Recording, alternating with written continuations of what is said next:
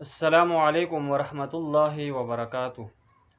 معزز سامعین کرام، بیوی کا مہر جو ہے یہ شوہر پر دینا واجب ہے۔ جب کوئی جو ہے عورت کسی مرد سے نکاح کرتی ہے تو ان دونوں کے درمیان جو ہے ایک مقررہ مہر جو ہے وہ متعین ہو جاتا ہے۔ حق مہر کی مقدار جو ہے وہ میاں بیوی کی آپس میں رضامندی سے جو ہے مقرر ہوتا ہے، ان کی رضامندی پر منحصر ہوتا ہے۔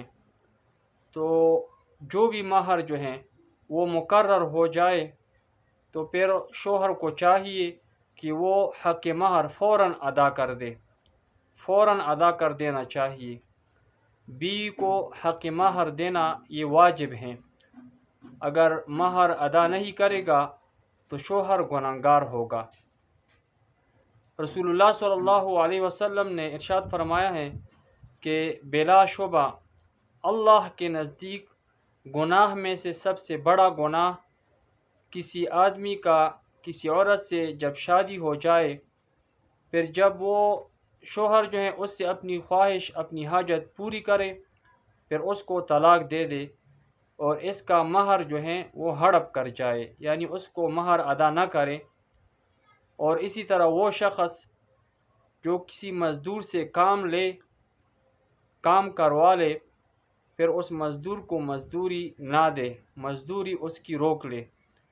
اور اس طرح جو شخص کسی جانور چرانے والے کسی چوپائے کو فضول میں قتل کرے، تو یہ جو ہے گناہوں میں سے سب سے بڑا گناہ ہے۔ تو مہر نہ ادا کرنا یہ بہت بڑا گناہ ہے۔